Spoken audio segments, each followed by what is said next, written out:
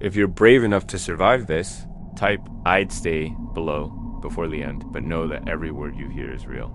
In autumn 2016, I was a 24-year-old midnight shift agent for Sprint, working in an 18-story call center in downtown Atlanta, Georgia, surrounded by the constant hum of fluorescent lights and the bitter smell of day-old coffee. And on one of those first nights during our 10 p.m. training session, just as the clock struck 3 a.m., my trainer paused mid-sentence, and we all heard it together, a gentle, muffled crying coming from the empty room next door, a woman's sobs. So real and soft, they sounded like they were pressed right against the thin wall. And when our trainer checked, there was nobody there, but before he even shut the door, the crying began again. We laughed it off, thinking it was nerve fatigue, but that was only the start of it. A few nights later, after 2 exhausting hours on the phones, I took my first smoke break writing down from the 18th floor to the 3rd floor smoking area, when I watched someone step into the elevator ahead of me. But as soon as the doors closed, I walked in and found the car empty, stiflingly cold inside despite my jacket, my breath misting in the blue emergency light. And all I could think was, I'm not alone. And yet I was. I chalked it up to the graveyard shift messing with my mind. But then came the night that really broke me. Around 3 a.m. again, I slipped into the silent restroom, no one else on that floor, used the toilet, and when I walked over to the sinks, the faucet right next to me gushed to life all on its own, then shut off, then sputtered back on like someone was mimicking me. Sure, it could have been a glitch, but moments later, a stall door creaked open slowly, then slammed shut violently, over and over, like something was trapped and pounding to escape. And by the time I bolted out, teeth chattering, knees weak, I was convinced I wasn't imagining any of it. After that, I avoided the bathroom entirely. I skipped water, ignored calls of nature, all because I didn't want to be alone in that building. Rumors started to swirl among agents about a resident ghost, but mostly we kept our mouths shut. The real breaking point came one night in the break room. I stood leaning against the counter, trying to calm my racing heart, when I caught movement in the mirror's reflection, a hunched figure, pale, with a blank, hollow face, sitting motionless. In the corner, when I turned, nothing was there, just an ice-cold dread in my chest. I told my trainer. He met my eyes and whispered, "You saw her too, huh?" Like it was something we were both cursed to witness. That night, I finished my shift with trembling hands and handed in my resignation. 2 weeks later, I couldn't live under that roof any longer. But here's the thing that still haunts me most. Exactly 1 week after my departure, someone on the same 18th floor had a fatal heart attack at 3:03 a.m., the same cursed time we heard the crying. MTs couldn't revive him. Coincidence? Maybe you'll decide, but I don't. So if you ever get offered a midnight shift in a silent corporate tower, especially in Atlanta, where that building still stands, ask what the weird noises are. And if someone tells you not to worry, don't believe them. Because this wasn't ghosts in a haunted house, it was real, and it nearly killed me. So if you're watching and you typed "I'd stay," congratulations, you made it. Now comment "shift over" and tell me if you've ever heard crying in an empty building. But whatever else you do, don't stick around if you hear sobbing from the next room. You might not make it out alive. It was just past 2:45 a.m. on a slow Thursday when I got the kind of call that makes your spine feel colder than the office seat ever could. A woman's voice, soft and formal, said her name was Linda H. and that she was calling about her auto insurance renewal.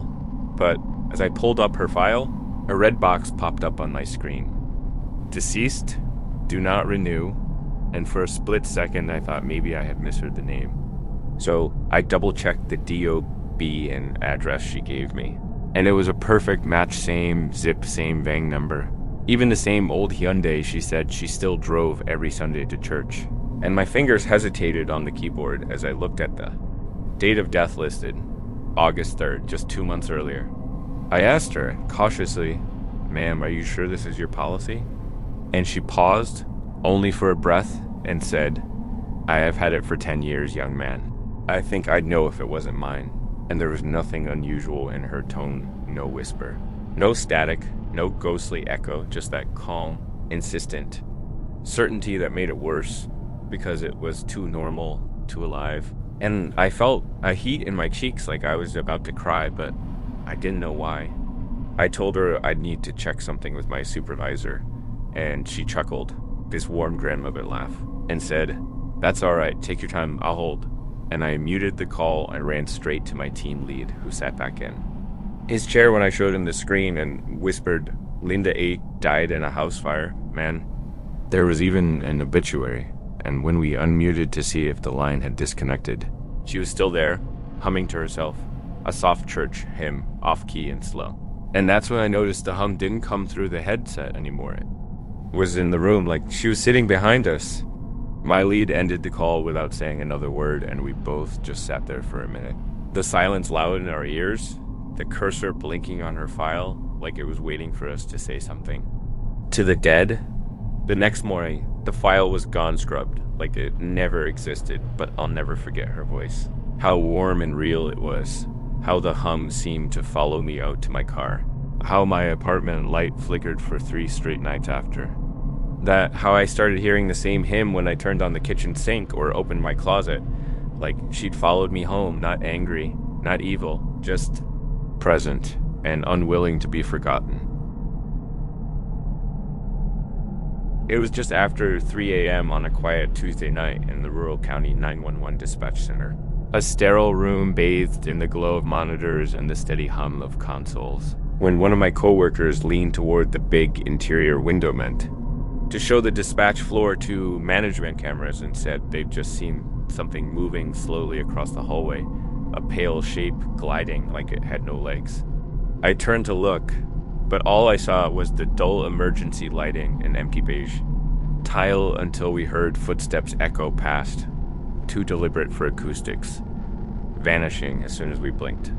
We joked it was our imagination, fueled by exhaustion and late hours, until around 3:30. I glanced toward a vacant workstation and caught the outline of a rough-looking man crouched near the desk, staring at us with something hollow where his eyes should have been when I blinked. He was gone. The air grew thick and heavy. Storage room doors that had been firmly shut squeaked open, slammed themselves closed, and boxes we meticulously stacked earlier were scattered across the floor as if someone had left in a hurry. I tried to shake it off, but later, when I walked into the dispatcher's bathroom under that same harsh fluorescent, I found the closet door one I specifically locked before, standing wide open, the knob swinging slowly even though there was no breeze. On my way back, out of the corner of my eye, I caught a glimpse by the kitchen door, a figure with a blood-stained face, brown hair plastered across a blank stare, wearing a green jacket, then vanished the instant I dared to focus on it. By 4 a.m., as fatigue and fear bled together, I swear I heard rasping breathing and low moans through my headset. Sure, I hadn't even unmuted my radio. And when I hit the channel button, silence. Absolutely nothing. I wasn't alone in feeling watched. The 2 others on shift murmured they'd sensed breath on the backs of their necks, heard panting when no one was behind them, and chalking it up to tiredness didn't feel right anymore. By dawn, I was shaking. I found out fellow dispatchers had filed similar reports faces in windows. Footsteps pacing empty halls. Phantom voices heard over muted lines, and almost everyone who was there that night moved to day shift right after. I walked out at the end of my shift with my badge in hand, and I haven't returned since. If you ever end up in a lockdown operations center at 3 a.m. and your doors creak behind you, feel icy breath even though the AC is off, or catch glimpses of faces half-horned in corners, don't blame fatigue. Something was waiting in those fluorescent lit aisles.